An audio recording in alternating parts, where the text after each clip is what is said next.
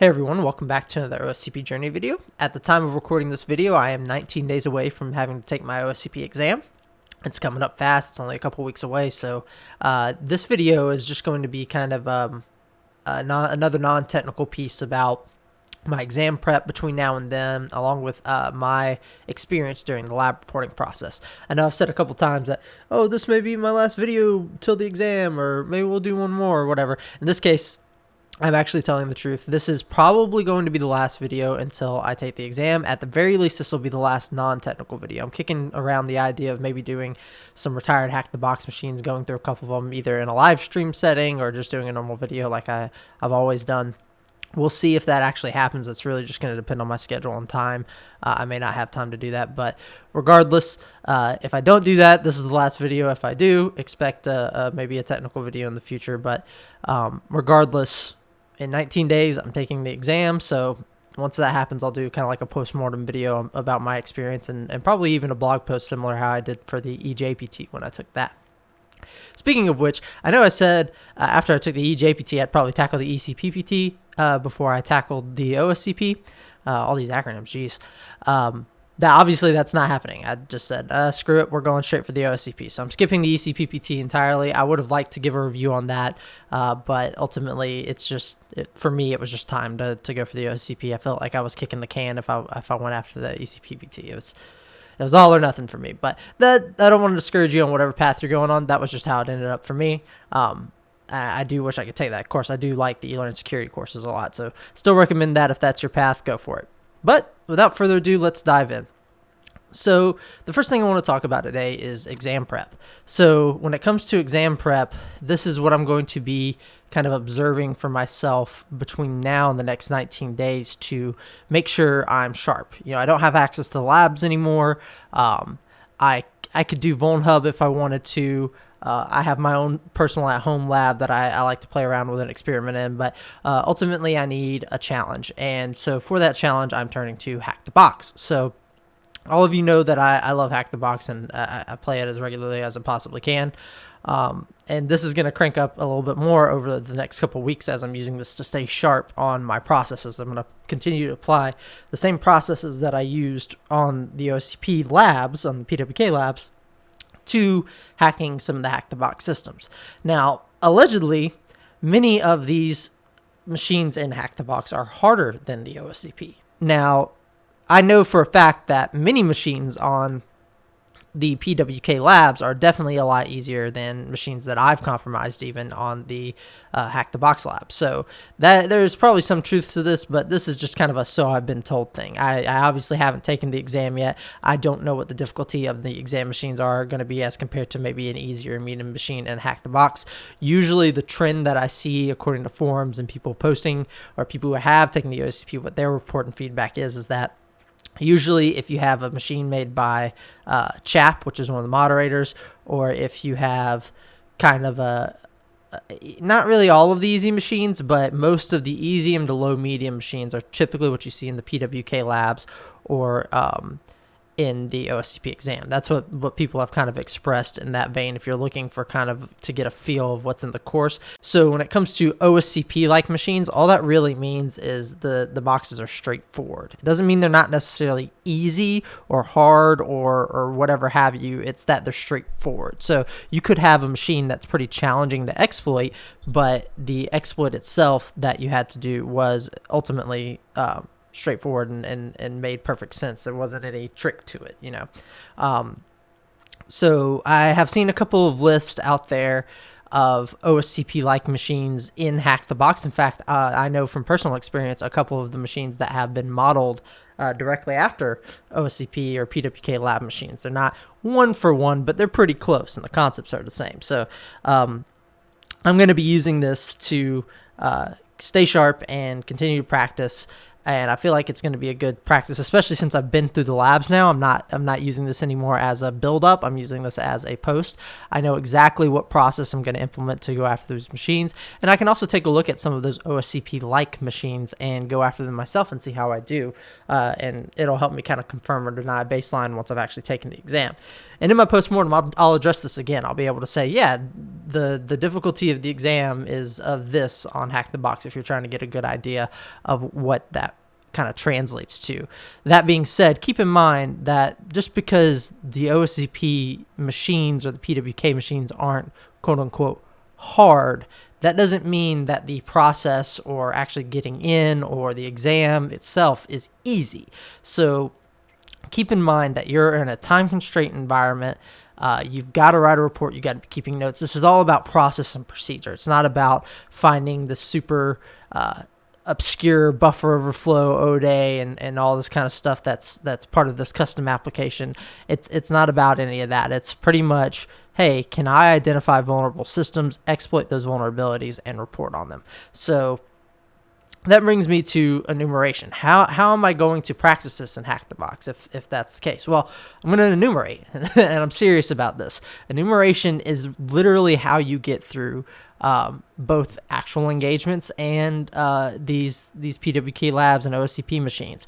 You enumerate everything: SMB, SNMP, FTP, your web services, any configuration files. Look at sudoers. Look at different file permissions. Look at all the things that are on the box, because usually what will happen is you'll run into all these services and you'll be like, oh, well, there's nothing here. There's no vulnerabilities. I can't pop this with MS17010, or I can't do anything. There's nothing exploitable here, and you completely miss out on an information gathering piece. For example, you may, if you enumerate SMB, you may find some usernames that you can now brute force passwords against, or maybe you have access to a share that's accessible by anybody, public share on the network that has like backup files or passwords on it or something like that.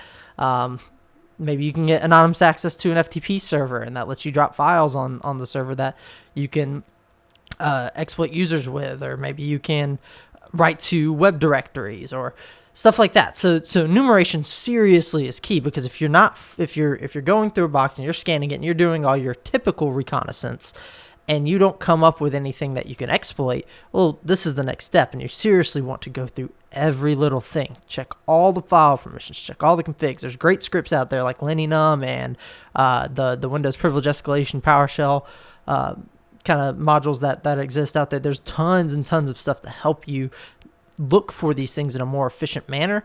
And even if you can't find them with those, manually checking, it's honestly, I've seen it all by now on all the PWK labs, and between those and Hack the Box machines and my actual career, it's just a little bit of everything, and you got to look. You got to keep looking, because if not, you'll give up and you won't be able to find what you're looking for. So seriously, enumerate. All right, so that's how I'm going to prep for the exam. Let's dive into my experience in the lab report. So we talked about this a little bit in the last video. You need 10 machines. You need to provide a proof.txt and either the ipconfig or ifconfig output. So I'm not going to dive too deep into the requirements. We talked about that in the last video. Go watch that if you're interested in those. But we're going to dive more into the actual practical, like doing the report in this video. So that's what's required. And then, of course, you need to do the coursework. Now, the coursework is pretty straightforward. It is fun, actually. I had a lot of fun doing the coursework, and these two things combined were super helpful. So the straightforwardness of the coursework is in that the fact that literally if you go look at one of the questions and it says, hey, do this thing, and then you read up 2 paragraphs in that section, it tells you how to do that thing. And you just do the thing, show that you did the thing, and you write the thing down. It's really simple. All it's making you do is actually do the thing, get the hands on. It's not meant to be hard or tricky or anything like that. It's meant to just make you get the hands-on experience. And it is fun. It's really fun, because a lot of the times you'll be like, oh, I don't know how to do this thing. And then you'll look up and be like, oh, here's how I do the thing. You're learning, and it's fun. You'll get success. To me, it was a lot of fun. It may not be fun to you. You may not like that thing. If you don't like that thing, well, maybe you just don't like coursework, and I totally get that. But it was fun for me. I enjoyed it a lot. And it is so worth doing. Regardless if you have fun in it or not, it is worth doing, because while most of it is straightforward, there are some aspects of it that will challenge you. And that's really where you get the worth out of the course material. You may run into something, I don't know, without really giving anything away. You may run into, say, a module that has you do local privilege escalation on a Linux machine, and they tell you one way to do it and say, hey, do this thing, prove that you can do the thing. And then they go, okay, find something else that does the thing, or translate this specific exploit to work on this system. Go and do it. And then you do it. And so that second step, they don't show you how to do the thing. You got to go figure it out. And then the third thing is, can you find anything else that would let you get root on the system? Just anything at all. And it makes you go explore and Google and look for that new stuff. So just getting that experience and kind of forcing yourself to get out there and do it is really cool. And on top of that, to me, the exploit development that you do, the basic buffer overflow stuff that they show you throughout the course, all of those modules are great. Those are some of the most straightforward modules, honestly. And they challenge you to make sure you really understand, because you can go through and even copy line per line, do exactly what they tell you in the coursework. And if you don't understand what's going on, you're going to have a hard time, because even some of the questions are like, hey, do the thing, and they don't tell you exactly how to do the thing. Maybe it's looking for bad characters, or maybe it's compiling for a specific architecture or something like that. They'll just say, go do it. And they'll have done it in the course material, but they don't tell you how to do it through the course material. They just do it and say, okay, here's the core point. And you get the core points out of it if you just read through it. But once you actually have to say, all right, go do it, and they don't tell you, well, you got to go figure it out. And so there's a lot of value gathered from that. That's the learning part. It's kind of like doing your homework and you don't have all the answers. Most of the coursework is doing your homework with the answers provided, but there's a good couple nuggets of knowledge in there that let you really, really learn and latch on. I think for nothing else, it's really worth doing in that regard. So now I want to talk about some of the report mistakes. First off, LibreOffice failed me. All right. I am usually a huge fan of LibreOffice. I don't pay for Microsoft Office ever. The only way I have Microsoft Office is via my work, and I'm not doing any of this stuff on my work systems. I'm doing this all through my home systems. So I don't have Microsoft Office. Fortunately, I do use Macs. I'm a pretty heavy Mac user, so if you're looking to profile me, there you go. A little bit of open source intelligence disclosure there for you. But ultimately, what this means is I use LibreOffice a lot across all of those systems. And in this case, it failed me pretty hardcore. I moved one image around at some point when I was pasting screenshots in my report, and it broke everything. And I had to switch to Pages, and Pages saved me. So that's just one complaint. You may have seen me rant about that on Twitter. That doesn't mean don't use LibreOffice. I'm just saying that's a mistake I had, and it made me very upset. And I'm just voicing that here. Use whatever is available to you. Don't be discouraged, but do be careful. LibreOffice doesn't handle images the best. Make sure you're being really consistent, and make sure you're formatting things in an accurate way, because just dragging one thing around could mess up your entire report and have you in a tizzy trying to go back and do it again. So just a warning. Just be careful with whatever tools you use. I'm not saying that wouldn't happen in Pages or Word. I'm just saying that's what happened to me in LibreOffice. So in all regards, be careful, or you will be doing your report again just like I did. I also didn't have lab access most of the time. So most of the coursework doesn't require access to the labs, but some of it does. Some of it requires you to say, all right, do that thing that you just learned about on these machines in the labs. And since I no longer had lab access at the time of finishing my coursework, or actually going through the questions per se, it caused me a little bit of headache whenever I ran into these questions, because I kind of had to make stuff up. And as a result, I don't think I'm going to get the 5 bonus points for doing my report. I don't know. It depends on how strict OSCP is on the completion requirements for the coursework, as well as some of the lab machine reporting. So I made another mistake there that we'll talk about. But ultimately, I did my best to replicate the scenario. So when I was going through the coursework, initially I had talked about this in a previous video. I'd spent my first week in the labs, not doing any of the labs. I went straight through the course, but I didn't realize that I needed to include the coursework in answers in the lab report. So I didn't do any of the coursework. I just went through the videos and read through the report, and that was it. I didn't do anything else. So that whole week I could have been doing those things and knocking out that part of the report, and just didn't do it.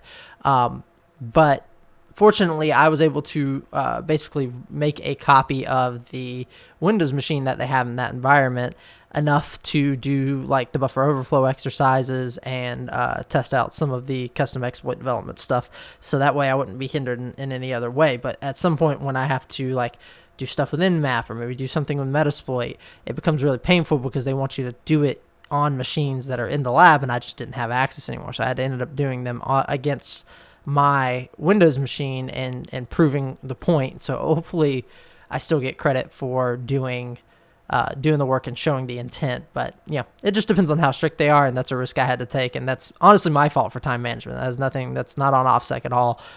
If I don't get those 5 bonus points, that's on me, not them. But I at least went through and finished the report anyway and kept pressing on. But another mistake I made that's probably going to cost me those 5 bonus points are forgetting to show the IP configure if config output for every single box. So I did try to go back and do this. Towards the end of compromising my systems, about like 3/4 of the way done, I had started doing this. I was making sure I took screenshots of that every time I compromised the system. But when I went back to retroactively go collect those items, I didn't really get very far. I think I maybe got 2 extra boxes. So there were a good chunk of systems that I had to report without showing ifconfig or ipconfig outputs for those systems in addition to my proof. But of course I had the proof txt files for every single system, and I did in a lot of cases try to show the connect back, like the network connections for my shells from an IP to my system's IP to hopefully kind of bridge that gap of not having the ifconfig output. But if that cost me just because of completion, I'd understand. Again, that's my fault. That's on me. These are mistakes that I made as part of the reporting process. So you make sure you don't make them too. Make sure you have all the requirements that are there for the course. So those are just straight up mistakes that happen. Let's talk about some of the improvements that I would do next time for the exam report. So these are things I'm going to do a lot better that I've learned from. So first off, write down all these CVEs and any short title summaries for vulnerabilities you find, because one of the first things you have to do to organize your report is write down what you're going to call the vulnerability you found. And sometimes it's a CVE number and then a short summary. Sometimes it's just a short summary description. Say it wasn't like an exploit or vulnerability, so you found a misconfiguration or found data exposure. You got to turn that into a summary somehow. And if you go ahead and do that as you go, it's going to be really easy, because later on, the way the exam reporting works is you have, for each vulnerability you find, not necessarily each system, you say, hey, I found this vulnerability on this system, and then you describe it for that system. Maybe you found the same vulnerability again on another system. You may be able to group them. You can group anything however you want, but the point is, for every vulnerability that you find, you've got to write a chunk about it. You've got to describe how you exploited it. You've got to describe what the impact was. You've got to give it a rating. Honestly, most of the ratings in my mind are critical for every machine that I find in the OSCP lab, because I pretty much gain access immediately via a user shell or an admin shell. But there are some like minor things like data exposure and stuff that you may find that you should write down if it's relevant to how you attack the box, or if it's relevant to a threat for the organization. And this is something that you'll have to do in actual reports as well for real engagements in a career. So you don't just say, oh, here's a box and here's how I popped the box. Now you have to say, hey, I found this data exposure and it was on this system and through these means, and this is how I got it. That led me to log into this system, which had a remote code execution vulnerability. Here's the CVE, describe that, and then you say, okay, well, now that I'm on the system, now I have another section that is another vulnerability for local privilege escalation, and it has these problems, and here's how I got in, etc. So for one system, you have 3 whole chunks of different vulnerabilities, because you need to identify each one of those vulnerabilities. So if you write down those chunks and titles ahead of time, it just helps you stay more organized. And it's good as you go, so that way you don't have to say, oh, I'm going to go look at my notes and I used X to do Y and got Z. Rather than that, you can have those notes still, because you should take those notes. But rather than just having that, you can also have your short summary that says, oh, that's how I got in. That'll help you Google and stuff later for when you're getting extra details for your report. Speaking of extra details for your report, look up and write down the remediation guidance. Again, you're doing a pen testing report. This is a professional certification. your clients don't get benefits out of you hacking them and telling them nothing. You have to tell them how to fix the issues. That's the value you bring as an offensive security researcher, pen tester, red teamer, whatever. The value you're bringing is saying, hey, I found all these things before the bad guy did, or before any adversaries did, and we're going to fix them. Here's all the things. Hopefully it's before an adversary found them anyway. I'm making a lot of assumptions here. You never know. You may be on a box and somebody else is there with you and you need to report that too. But regardless, writing the remediation piece here is the most important part of your pen test report. It doesn't have to be anything extravagant. It can be as simple as, hey, you need to apply this patch. Here's a link for how to do that. It may be a short description of, hey, this is a really weird custom configuration. Here's how I think you should fix it from a professional perspective. But most of the time it's going to be a, hey, your version is this, and they fix that in this version. You have to update to this. That's the only way to fix it in this particular scenario. Now, if you've got a really particular client that wants to dedicate resources to doing custom fixes to maintain legacy software, well, now you've got to consult with them post-hand if they want to work with you to do that. But otherwise, you can only tell them the correct, most professional and best practice fixes, and that's what you should be recommending in your remediation guidance. So as you're going and as you're exploiting vulnerabilities, make note of what they are, look them up, and look up, hey, this thing, how to fix. Research, read up on it, because ultimately you've got to be the expert on that at the end of the day. When you're delivering this report, if they want to ask you questions and you just put a link and it says, hey, you fix this by doing the thing in this link. If you can't explain that to them, if they come back with questions, say, hey, we did the thing in the link, but it's not working, you need to be able to talk about it.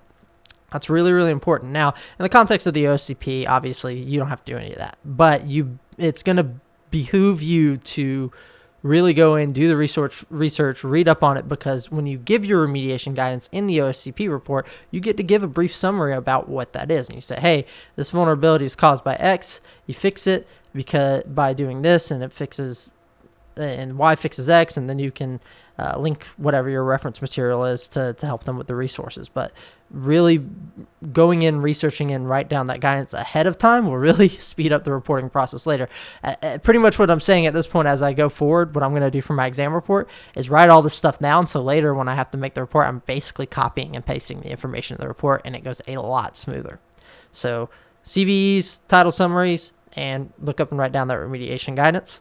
The other thing you want to do, other than those 2 points, is make screenshots that tell a story. So I personally, during my lab report, just took screenshots to show the key points of compromise. What I did, showing that, proving that I exploited, it was basically evidence. I provided artifacts of evidence. I didn't really tell a story. However, you'll see when we go through the templates that OSCP provides later that they actually kind of tell a better story with the screenshots. They show a little bit of the recon, they show a little bit of the exploit development, show a little bit of the exploitation, show a little bit of the post-exploitation, so on and so forth. So not only are they proving that they got in, but they're also showing what an attacker did to get in. This is something I do during actual engagements, but for my PWK labs, it just kind of lapsed on me. I was saying, oh, well, I just need to show the core points, the artifacts proving that I compromised the system. And that's actually true. You'll see that in one of their, in their template, that's all that's really required. You don't really have to do anything crazy per se, but if your screenshots tell a story, it makes the report a lot more clear. And you got to remember, you're catering to clients or coworkers or teams or executives that have a lot of different ways of interpreting data. Some of them may just want to read the raw summaries and they parse it great. Some of them may want to see some pictures to go along with it. And if you have multiple means of communicating the issues, you're going to get your point across better. So I think screenshots that kind of tell a story of how you compromise that particular vulnerability is going to go a long way. The last point is keep your proof of concept code. Keep track of that stuff. It's going to be required. Personally, I think this is not a great practice for the way that OffSec provides their templates. However, this is still great practice for actual real world reports. For me personally, when I do reports in my professional career, I do provide POC code, but I usually provide that separate. I usually name it with the vulnerability and reference it in the report, cross-reference, so they have a copy of it, like whether it's an actual script or a separate document or what have you. It makes the report a lot cleaner if you separate it. OSCP, however, has a kind of section where you paste your code in, and that code can make your report several pages longer, to the point where if you do that over and over again for 10 systems, you end up with 200 something pages. So I don't really agree with that. I think it makes the report less clean. However, you're going to need it regardless. And I personally, I followed their template like verbatim. I didn't want to take any risk or any chances. Even though I didn't agree with that decision, I still pasted in my proof of concept code where they advised you put it in. And you should probably do the same thing. However, I don't think you'll get dinged at all for separating it or segmenting it as long as you provide it in some way, shape, or form. It's really just going to depend on your format. However, I would caution that you stay on the safe side and just paste it in where it goes. So regardless, keep track of that proof of concept code. If you don't, you're going to have a bad time because they want to reference it. They want you to basically be able to communicate to your imaginary client, being them in this case, how you can replicate this exploit. And that's actually really important for real pen testing reports as well. You want your client to be able to validate your findings, and their teams be able to go in and fix it and prove it. And so their teams, they may not have pen testers. They may have OffSec people, but they may have only 2 sysadmins on their team, or maybe it's just a bunch of developers that are maintaining. It just depends on the size of the shop and what teams and what applications, and they're not going to have the expertise that you're providing. And so the easiest way that you can walk them through it, the better. You basically give them the tools to be a script kiddie to take down their own systems, just for their purposes of validation replications, to know that you're telling the truth. You really did find these issues. Here's how you can reproduce it, and they can go reproduce it. So and that also kind of gives you some CYA for yourself, because if you ever report on something and somebody says, you're lying, I couldn't do that, well, you can just tell them, hey, go do exactly what I told you in the report, or you can show them or whatever have you, to prove that you did it. And that kind of helps in addition to the artifacts. Of course, you already have artifacts and proof and evidence and all kinds of scary things to show that you actually did compromise the system. But just being able to help your clients validate those findings, it shows some good faith on your end and also helps them understand what's going on. And in some ways, it's a great learning opportunity for the people who are fixing things, because if they learn how attackers are abusing it, like verbatim, what are the steps, what code did they execute, what configurations did they change, how was this abused, if they can see it on the technical side, that could provide more value than you may realize. So make note of what you changed in your POC code as well. That's going to be the last kind of point here. OffSec's going to want you to basically highlight, hey, I changed this piece of the code to make it work against this target. And that's also important to clients, because you got to remember, each client you go against is probably going to have some differences. You're also going to have some highlights to like shellcode changes, or maybe you had to specify a specific port for egress, or you had to use a specific command and control mechanism, whatever have you. Make note of what you changed and how it applies and affects that environment. That's also going to bring a lot of value in the same vein that I just kind of referenced before. All right, now I want to talk about report successes. So these are things that I did right on my report, or at least I feel like I did right, regardless of the mistakes that I had made. I took plenty of screenshots. I think I was really able to convey that I had successfully compromised the systems and show what I did and what steps I took. I did a bad job at telling a story, like I had talked about in the previous slide, but I still provided plenty of artifacts to show evidence of compromise and show what the vulnerability really was. I still think it provided a lot of value. It just could have been cleaner. So the telling the story is just about it being cleaner, being more helpful, but ultimately I think my screenshots got the point across. I captured all of the information I needed, other than, of course, the if config stuff that I had mentioned previously. That was a core mistake. But other than that, the actual practical exploitation, I feel like I captured really well. I took some great notes. This is so important because all of the improvement points that I'm gonna make as I go forward are based on the fact that I was able to recover from my great notes. So even if you don't do any of the other things that I said, taking great notes is going to help a lot. They helped me find some of that public exploit code again, so I didn't have to keep track of the POCs, although keeping track of the POC code is going to be a lot more efficient and a lot less of a headache than just relying on your notes. But taking great notes and marking down what exploits you did and system information, etc., is going to help you find that again. Say you forgot to save something or didn't make a note or whatever, you forgot to do something. If it's in your notes, you can go find it, and it's super helpful. I also described the exploits in a way that they were really, really, really easily reproduced. I think anybody who read my report would have been able to go through and reproduce the exploits with no issue, and I think I did a really great job from my notes on that, because when I did take my notes, I did describe the story within my notes. I said, hey, I did this thing, it helped me exploit this issue that was on this application.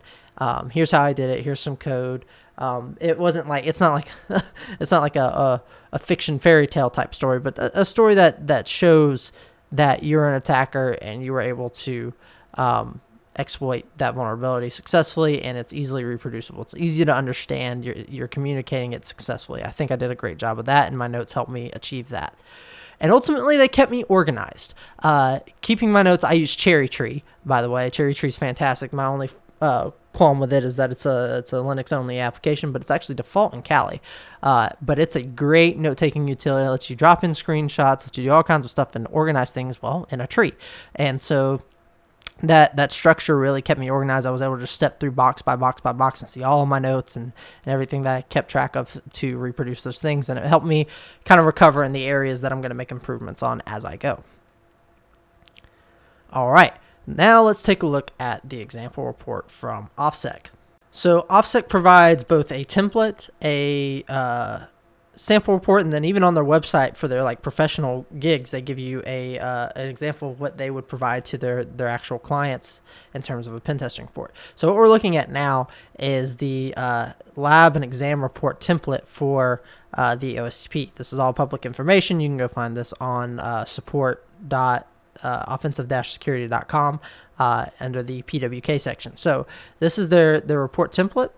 If we go through here, we can see that they have pretty much everything structured for you. They tell you exactly what they want. They want your introductive objective requirements, recommendations, your methodology, and all this kind of stuff. And actually, most of this is filled out for you. Anything that would be considered a little bit fluff is done for you, but you do have to make some modifications. For example, they're saying that the default person's name was like John or something. You're going to have to fill out your name. You're going to have to make sure that it's not misrepresenting what you did in the context of the report. So in this case, it's for the lab.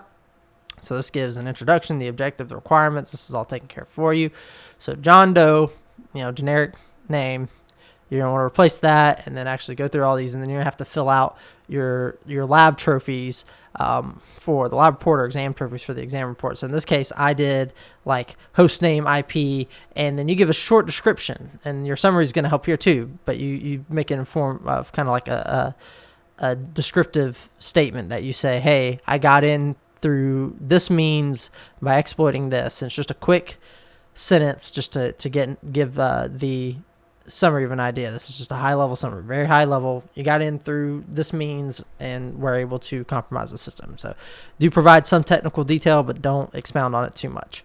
The recommendations is very generic. You just got to replace your name, and it's just, hey, you make sure you patch and be on a regular schedule. They take care of a lot of that for you. They don't want you to harp too much on all this stuff. These are all best practices, just very simple parts of the exam report. However, once you start getting into the information gathering section, you really do have to add a lot more information. So this is where you're going to have to specify the networks you're compromised. So I believe you can bundle them all into one report. I believe you can do an exam and lab report all in one, but I did them separately because I read somewhere that they want a separate PDF for the lab and for the exam. I've seen it reported 5 different ways, and then their template says that lab and exam are in one or whatever. I've seen it kind of communicate a couple different ways, but I removed all the exam stuff from this report and just stuck to putting the lab information. So my lab report's going to be one report, and then when I do my exam report, it's going to be another. So you'll have to describe all of the systems that you found. Then you'll have to do some ports. So any ports that you found from Recon, even if you didn't exploit them, just all the things that you found.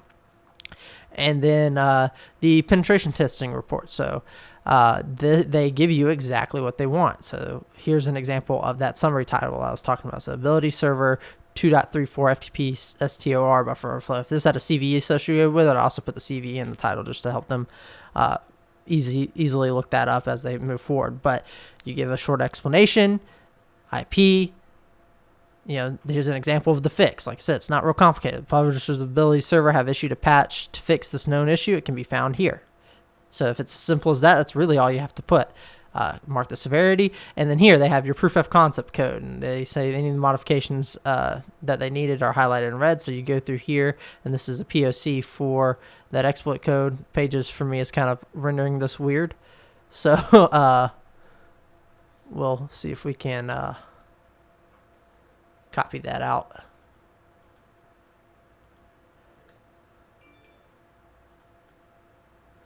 All right, so here they had their exploit code, and any modifications they made would be highlighted in red. My formatting is being kind of weird, so it's not showing that. But for example, if they made changes to the shellcode here, we could highlight that in red. All right, so here's some screenshots where they show the compromise. So even in their report, they just show that they had initial compromise, and that was it. They didn't include anything else. It was just a simple screenshot. So you can do the exact same thing and follow the exact same format, and you'll probably get by just fine. However, if you go look at their sample report, it's a lot more telling. So here's a completed sample report for their systems. All right, it's all the same stuff that we saw before, but here is an example of their penetration testing report. In this case, they are saying they found LFI and RCE, or multiple vulnerabilities, and there are no known patches for this issue. So there's nothing that they can really do to fix that. And they show full nmap scan of all port. They show a NICTO scan. They show the contents of the robot set text that they found. They show where they found the kickchat vulnerability from the exploit DB and how they exploited the POC. Tons and tons and tons of screenshots. So this is a lot more descriptive than the template that you were provided. However, you'll notice that they only provide the proof.txt. They don't provide the if config. So you got to really pay attention to all the varieties of the requirements here that are kind of overlapping, some that are shown, some that are not shown, because they want a lot. I'm not sure how lenient they are. Like I said, I don't even know if I'll be getting the bonus points for my lab report based on some of the missing items I had. Hopefully I do, but you never know. So this is an example of how they want your report. Lots more screenshots tell a lot better story. In my opinion, this is a lot better than what is shown in the base template. That's a little bit emptier. However, I feel like if you at least do what is in that template here, you'll be getting the requirements pretty much nailed on the head. Now, they also provide this penetration testing report of Megacorp 1. If you've been through the course, you'll know that Megacorp 1 is often their public-facing kind of fake company that they stood up to demonstrate a lot of things, such as the sample report that they provide to the public. This is all public information that's out there. It's not really super well known, but I mean, if you go to megacorp1.com, you can kind of just go from there and poke around and see what they have. But this is a sample penetration testing report of what their professional services look like, and could be a potentially good template for you to follow as well. Now, I don't think they provide a doc file template for this to you to fill in, but it's really not that different from the report they provide for the PWK and OSCP. So here, the executive summary, some results, attack narrative. So they do this whole attack narrative thing, show a bunch of figures telling a really good story. You got some network diagrams, admin web server interface compromise. It's just really, really good quality,